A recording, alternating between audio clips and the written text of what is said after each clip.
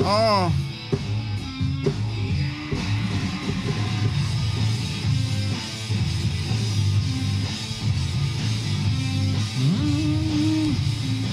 There's no time for sleep, dude. It's time for some wax. Let's get to the wax. I hear this riff and like I get so pumped. Just makes me want to just bust through a wall. Makes me want to just throw you on the ground and just freaking pound your face in, break dude. some shiz. You know what I'm saying? Just bust some stuff up. All right, let's get into this week. A lot of really good stuff this week. I feel like a lot of great execution as well as solid like strategy and structure.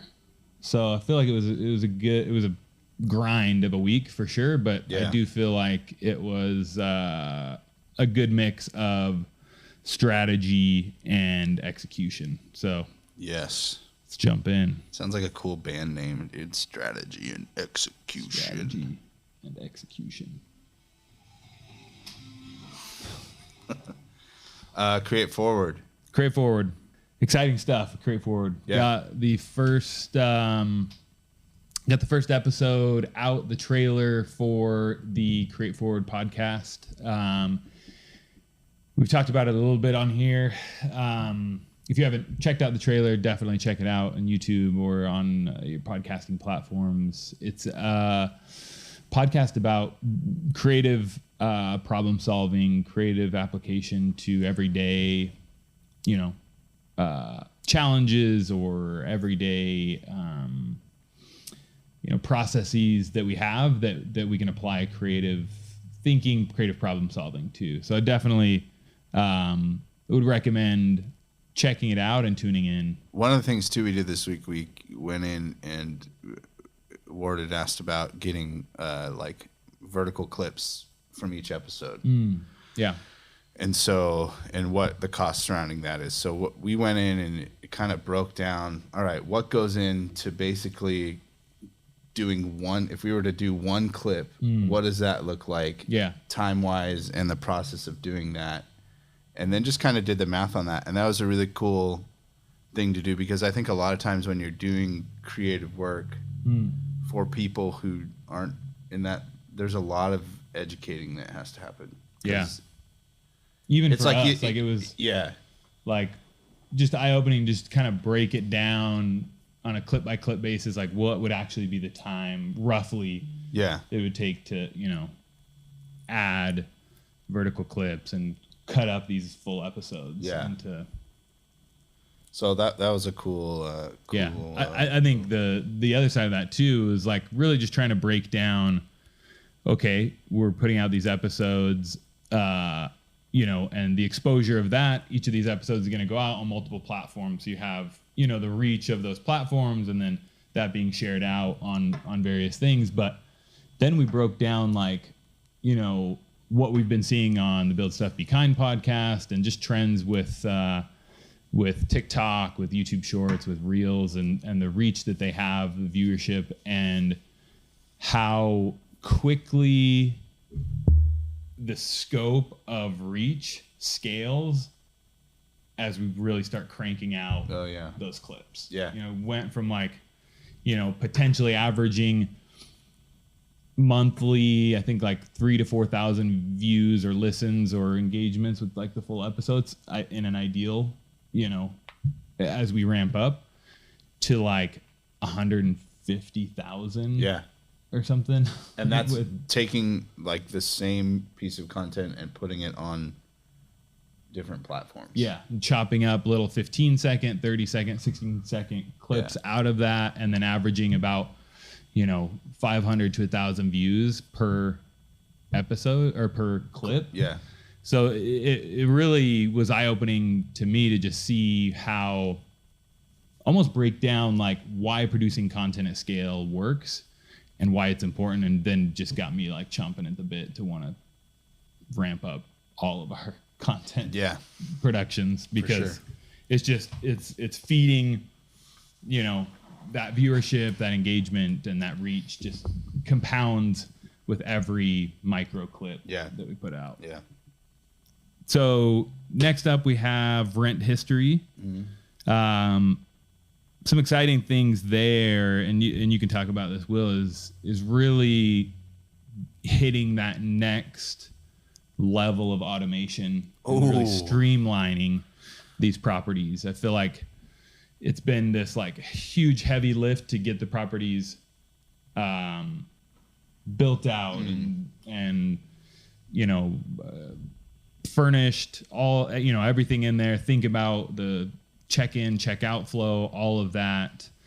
So the first change has just been being in the mix of interacting with potential guests and sending their needs, and then you took it up a level Next this week. we leveled up. Break it down, dude.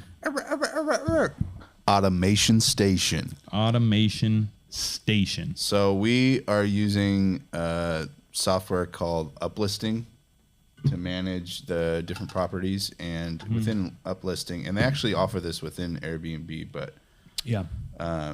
so you can do it there. But in Uplisting, they have a thing that's called Outbound, and basically you can come in and create these message automations, and they have, you can like add guest first name, schedule it to hit 2 minutes after the booking, that kind of thing for this property. And it has been fantastic, because before we were like going in, and each time we got a thing, we were copying and pasting from previous messages, and it was like, oh wait, we didn't mention that in this message, so I got to go find Add it to this one, or find it in the one that we did send over. Like, okay, did we send the Wi-Fi info, and did we? Yeah. And this property is slightly different than this one. And our first like 3 to 5 guests, we really made it more personal. It was like, hey, you're our first guest here. We're gonna give you a special gift. We want to thank you for staying with us, and we still want to have that very like, hey, we want this to be a great experience for you and how we communicate. But now it's kind of like, hey, here's all the details. Yeah. We're moving along. Like, this is, we've got a flow here, and I think people really, really appreciate it. Oh yeah. Like we just got a booking right now.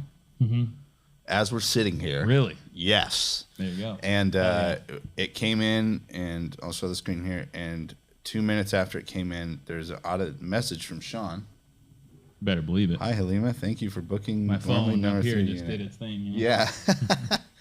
And so there it is. And so normally that would have been a 5-minute, 6-minute thing of copying and pasting. Disrupting our weekly wax episode. Yeah, come on. Oh, we got to send that. Yeah. But now it's just boom, and it's there, and it's wonderful. So yeah, I think that's a really cool thing I'm seeing with these, and building off of that is like, so automating and recognizing like, man, we're doing a really good job at this. We also sent this week or last week, we sent payment for the first month to the owners, to our partners in this project, and they were just so impressed with the level of detail. We basically did kind of like a basic P&L of like, here's all the costs, here's all the fees and different things, and then here's the payout for them, the payout for us, and broke all that down. And just being able to like see, it's cool to now start seeing, the fruits of all these efforts, and like not just the money coming in, but just how it's like, we're growing. Even this month, we already have more bookings than last month, and a lot of stuff. So really exciting trend there. And then also just had a few conversations this week with other people who have properties or who had mentioned to friends. My father-in-law mentioned to a good friend of his, like, who has vacation home that he's building in Sedona, and another one in like the south of France, which let's see if we can get in on that, man. Help out on that one. But and then other conversations of like people who potentially we could bring them into the mix. So if you know anyone that has an Airbnb that's looking to have it managed by a dynamic duo, have it managed by some man, hit us up. To manage, So yeah, that's been really fun to see. Is like is all the work up front is a lot and hard. But then with the right tools and the right like strategy and us staying on top of things and then really automating at the right time, I feel like now we know exactly what to say, how to say it. So each of those automations kind of gets easier. And another thing too that I've noticed is like initially it was kind of like, hey Sean, what should I say to this person? How should I respond to this person? But as we've been doing it, it's like, okay, I just kind of think like, okay, how would Sean would probably say this or that kind of like just figuring out. And also just kind of seeing how what concerns people have. Like most people have the same, like, I just don't want to get lost, or even if that's not what they're saying, it's just like, if we can address those even like subconscious concerns, almost like, I don't know what, I'm getting here, I'm landing at 6. Will I still be able to check in? And so it's like, okay, hey, this will be available, and putting in, from 4 p.m. on, you can get in. You don't need us to be there. You don't need me. Because it's interesting to see. We had a couple people. One in particular was like an older gentleman and some buddies coming in for spring training. I think it's like, I've never been in an Airbnb, basically. And then it was like, I added my friends. Did you see that? You just basically put their email in to get the updates. But can they come in with me? Like thinking that like they have to be registered. But it's just, you start to see these like trends of just those concerns that people have, and the more we address that through automation, and just there's a lot of still things that we're improving on the actual physical, some signage, some messaging and things. But sorry, I'm laughing because that late night message we got from that guy where he said I can't find the house. Remember we said it? Said, like we literally sent him the address and a Google map. And you get an email from Airbnb. Like we have our automated message, but Airbnb also automates, here's all the details for your booking. And and so he messaged, he said, I can't find the house. So then I sent him a picture of the front of the house. He's like, oh, okay, thank you. But it's like, I just don't know. Am I here? Am I at the right place? Like the address, so it's just, it's those things you start to like recognize as the concerns, and just and being a host, it's like, okay, how can we make this experience better? How can we like already know that may be a concern for someone, and just like through the right message or even small signage in the property, just help. The more we address those concerns up front, the more people are just stoked. And we're now at 17, 18 5-star reviews, so batting 100. Or 1,000. Whatever. 1,000, dude. Yeah, pretty legit. Woo! Boom. Okay, K&W. A lot of exciting stuff this week. I've been working a ton on content. We have a big product drop that we shot some heat last week, and some good. This is a really exciting drop, and one of the cool things that we're really working on with them is not only elevating content and strategy, but also we've kind of brought together product marketing, brand, e-com. Like we've made it more of a team effort than like, there's still handoffs that happen, but it's less like siloed. And I feel like we're seeing the fruits through this drop of like how, not that everyone needs to do everything throughout the project, but all of us being more integrated in the process to launch has been really beneficial. And so it's been really cool to see a strategy of, hey, we need to improve this process. Here's what we think would improve, our product launches, our overall like visuals and content and communication. Yeah. And basically with this drop, and we'll see, what the numbers are next week with just the first week of the drop. But I think it's going to be, I think it's going to be solid. Yeah, it's sweet. Yeah. So cool. A lot of cool stuff there, and just a lot of learning. It's like really recognizing and being able to apply to our other clients and even our process. Like been using Monday a lot more with Keep Nature Wild, and then even with our stuff, like Monday's now awesome. wanting to excuse me, dude. Is this The door is just. this Mr. Rogers' neighborhood? Dude? Is the mailman just showed up? Dude? Excuse me, bro. If there's anything you want, if there's anything you need, McFeely's Delivery brings it to you. Here is speed. Yes, our speedy delivery is a speedy delivery. Speedy delivery to you. Speedy line. There you go. But yeah, really, I finally like bought in more fully on Monday, and that's stuff I think we can ramp up as well. Is just like so much of communication and delivery of things and pushing things forward, like, you know, and Monday and project management and just being able to like have everything clearly lined out. So it's not like there's just a million things floating in your head, you know, it's like, oh, it's all there. So that's been a really cool part of like process, you know, and even with us, like breaking down a lot, and we'll get into that, but breaking down a lot of our process and the steps we need has been cool. Sorry, I'm just about the Mr. Rogers. That was like, Yeah, I have to cut a little clip of Mr. Rogers like in there. that was like so quick, dude. This is Strap a camera. You know, soon. I think like next week they're gonna start developing that stuff out of here, which is pretty awesome. Yeah. Okay, next up, Brink. Let's hear it for Brink, dude. Brink. Disney Channel original. Yeah. Back to my fruit booting days. Dude, the good old days, if you will. Brink was cool. We had Shari come in, and we started to dive deeper into her brand. Did kind of an exercise or a strategy. It's called Always, Sometimes, Never. And you come in and helps you just start to better shape the personality of your brand so that decisions are easier when it comes to your content, how you show up, and that kind of thing. So we had a solid session with her for about 2 hours.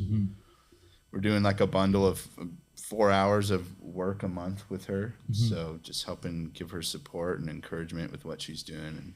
And it's cool.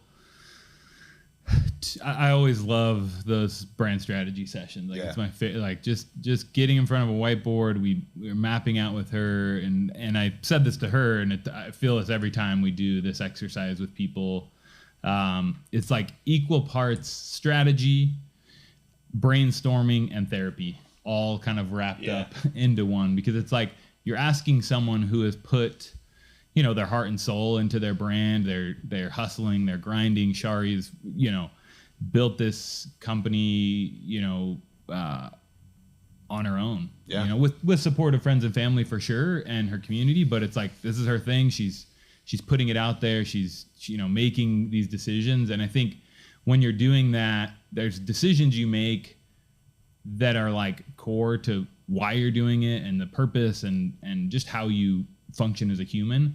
And a lot of that kind of spills over into your brand. But when you can actually extract those things and put them on paper and see them in front of you, like, oh yeah, I do want to be, you know, kind as a brand. I do want to be positive and uplifting and fun. Like, you start to really give, in a way, it's by defining your brand's always, sometimes, never, the personality, the archetype of the brand, it allows you to like separate yourself from it, but then in a way even step more fully when you are acting or embodying the brand. You know, you can really give it its identity. And when you have words that define how your brand would show up, like positive or fun, and never words like judgmental, dismissive, angry, you can really start to get a sense of how do we communicate on social? What kind of content do we put out? Where do we show up in the world? And also, we got into brand archetypes, the 12 brand archetypes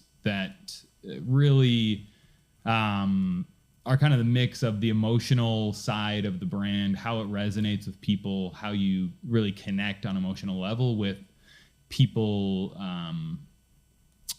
that, there's the explorer archetype, the hero archetype, the magician archetype, the jester archetype. There's all these different archetypes, and you can see them in film and TV, but there's these core 12 that basically every brand fits into one or kind of a mix of 2 or 3. And so breaking down with her, helping her see like, oh, this is the personality of my brand. This is the archetype. And then it would just like click. You could see it like clicking for her. Like, I don't have to be everything for everyone. Yeah.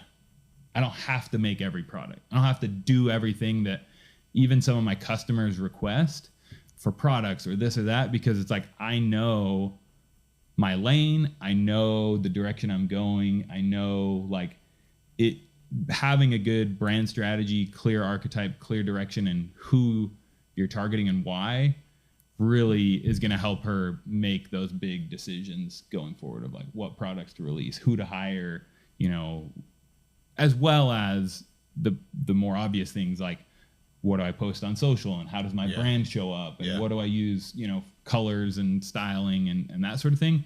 This is more so core to the decision-making process, which is really cool. And I felt like she was super pumped to have a lot of direction to move forward. Yeah, which is cool.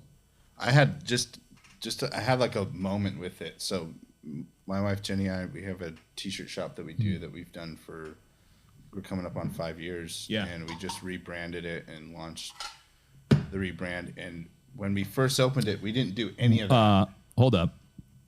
What's the rebrand? What's the name, bro? Let's get that. Let's get that name drop on the pod, bro. It's called Daydrift. It was Happiest Threads, and we just rebranded because we wanted to refocus it. But this time around, we did a lot of things that I've been learning from you, watching you and how you work with Keep Nature Wild and just being here with you every day. And it's like, oh, like this stuff really makes sense. So we went through the motion of all those kinds of things. Yeah. And one of the focuses the brand is going to have is we're going to help teachers out, like in their classrooms with their supplies. And so what we did is we bought mailers on Amazon. We put the shirt inside, not in like just the shirt and the straight mailer inside. Yeah. So we decided, okay, now we figured out all of our brand mission, vision, and values, and all that kind of thing. We made custom mailers, and I'll pull it up here on. Sick. And it says the name, and it says this purchase helps a teacher.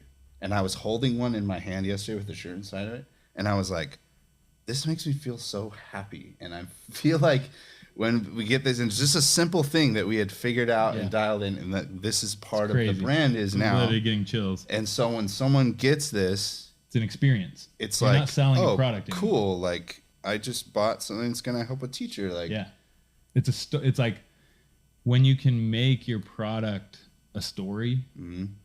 And that feeling, like now it's a feeling. Yeah. Now it's an emotion attached to it. Now it's like, oh, yeah, I'm buying this t-shirt or this product, but it's like, you can buy a t-shirt anywhere. Yeah. You can buy a t-shirt at Walmart, you can buy a t-shirt, you can go to the thrift store and buy a t-shirt. Yeah. But when you start to think about that like connection to the person who's buying it and a story, it just elevates that experience. And so it was, and again, we've been in this grind and it was like, this is the first time in a really long time I felt like excited about the brand again. That's sick. Yeah.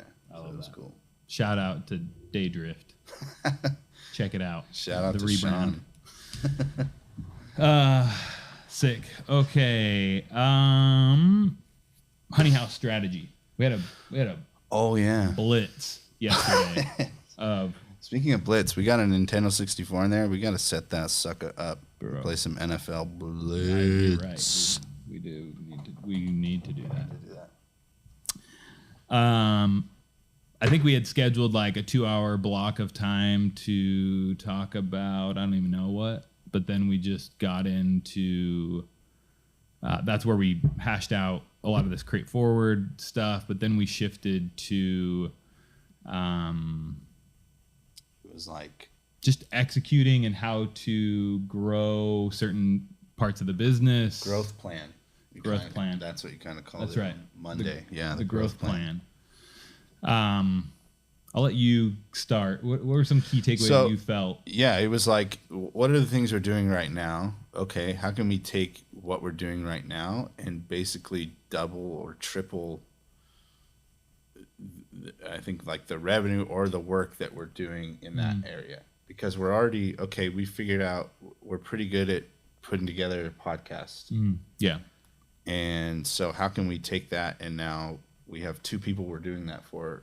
What's the plan to get us 2 more people? Totally. Or we're doing rent history, and it's like, okay, we're doing 3 properties right now.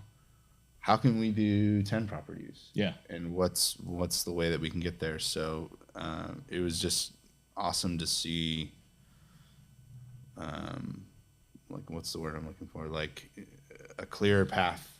Yeah. Getting that clarity, and even to making decisions. Like, this is one of the kind of key learnings of this week is like, in that moment, as we were setting that goal of 10 new properties to manage for rent history, I was like, well, my sister has 4 or 5 Airbnbs, and I think she was thinking about selling them, but not sure. I'm just gonna text her and see, like, it was like we were sitting there talking about it, and you're like, I'm just gonna text her. I'm gonna text her right now. Yeah. Just pulled out my phone. So he was like, hey, not sure if you're interested, but we're doing a pretty damn good job with these other 3 properties, and we're looking to bring on a handful more. Is that something you guys have considered? And I know you're working on, they're launching a big like commercial real estate and some really cool things that they're working on.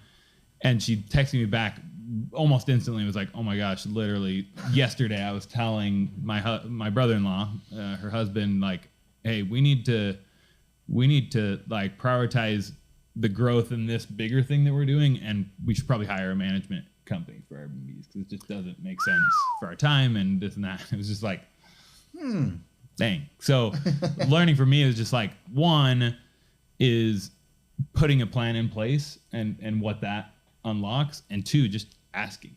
Yep. Just like asking people, what they need. It could be family, it could be friends, it could be people you don't even know, but just that ask of like, hey, is this something, that can solve a problem for you? Yeah. Because you never know where people are at in that need. So I think that was big. Solid. Yeah. So those are the projects. I also wrote down, and I think we've been mixing it in more already. I think breaking down key learnings, and I'll make this quick because we're already pretty long. Yeah. But some key learnings for me this week is, 1, it's all about the details. It's all in the details.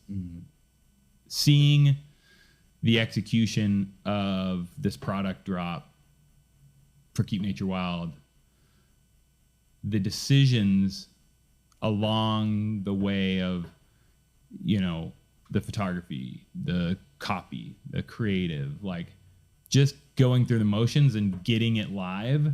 It's like, okay, we just need to get it out. It's a great product. We know it's going to do well. Let's just get it out. That's a baseline. Well, what happens if you just slightly tweak and you say, well, just getting it out isn't good enough? And that decision alone, what does that change? Well, then it puts you on this path of like, okay, can we make the photos better? Can we we're sending out, like, we've reached out to 200 people on Instagram and TikTok. Wow. And we already have gotten 75 responses. We're sending out 75 fanny packs today with their favorite candy. That's how we primed it to, like, because I was like, because a lot of people, when you're doing influencer outreach, it's like, oh, pay me or this or that, or which is good. Like, I think that's like, you should, and that's people's business. But it's kind of that awkward, like, I don't know, like, I just want to send you product. If you like it, you love it, awesome. If not, if it's something you pay for. But I think people get that all the time. I get all, oh, we have this product, and it's like, okay. So our approach was, hey, what's your favorite candy? It's like, well, freak, my favorite candy, Nerds Gummies. Nerds Gummies. Like, well, sick, we want to send you your favorite candy in a fun package. Yeah. And so it just took that barrier down, and it was cool to see people's responses. I'm like, oh, that's so funny. Like, that's so cool. Like, thanks for, for thinking of that and thinking of me. Like, that's such a fun way. And it was just like, there's just that creative ways of like doing something slightly different. Yeah. But also recognizing like everyone loves candy. That's a detail, man. Snacks. Yeah. Like the little details of like where can we make these improvements? Same with rent history, automating that. It's like that detail now unlocks so much of our time and how efficient we are, and also makes us think, oh, we could bring on 10 more properties because we've got a pretty solid system, right? The other one I wrote down is ask and ye shall receive, which we just talked about. Knock and it shall be opened unto you. Is just, my sister, talking with my father-in-law, we went to dinner with him, and he's got that friend that has some properties. It's just like, asking people in your network, asking people, for their business, doing it in the right way for sure. Or even just support or questions or mentoring or like, it's just like, I think that reminder of, because I'm terrible at this, of asking for help, is just how powerful an ask is, especially with good intent and the right motivations and all that. Yeah. So, no, that I am and actually, I figured that out at a really young age, and I'm going to give a shout out to my dad. He had just bought a new Suburban. I was like 8 or 9. He brought it home, and I was throwing a baseball around in the front yard, and he told me, quit throwing the baseball around. And of course, I didn't listen to him. No. And either I hit it or threw it and broke one of the windows on the Suburban. And my dad was like, here's the phone book. I want you to call and find a junkyard and find a window to do that. And I was like, what? And I started making these calls, and we found a window, and something changed in my brain. It was like, whoa. Wow. If I look around and ask for things and ask the right person, so it'll happen. Yeah. And so I've carried that life lesson with me through the rest of my life, and it's like, it's true. That's legit, dude. Yeah. That's amazing. The last one, I own some VFriend NFTs, and through that have some utility for one of the NFTs that I hold, which is called the Hangout Hawk, which 6 times a year we get to jump on a private Zoom with the other, I think there's like 150 other holders, and Gary Vee. And it's just like a 2-hour jam session. Questions can be asked. There's a community group in the Discord of the holders where we can, usually about 10 questions are proposed and uploaded in there. And those are the first questions. And then people can raise their hand on the Zoom and ask a question. And there was a ton of really good nuggets in there. And I had the opportunity to ask a question.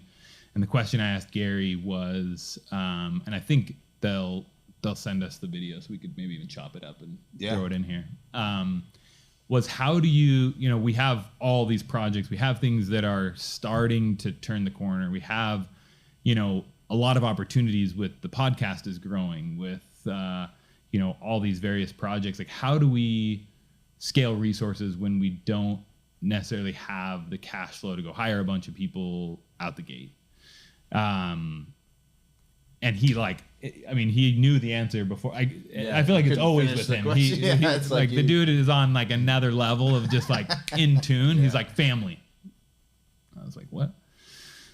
He's like, you need to build around you actual friends, actual family, or people who you can bring into the mix and treat them like family. And it's just like, hey, we're doing this thing. Like, we're building this. We're building, and here's the vision, or here's what we're trying to accomplish. And then he gave some examples of people on his team or ways that he has approached this concept of people who he's kind of brought into his circle or in his, into his workflow, and how, they've basically become part of his family. Of how he operates, like he thinks of his companies as families, and some people hate that.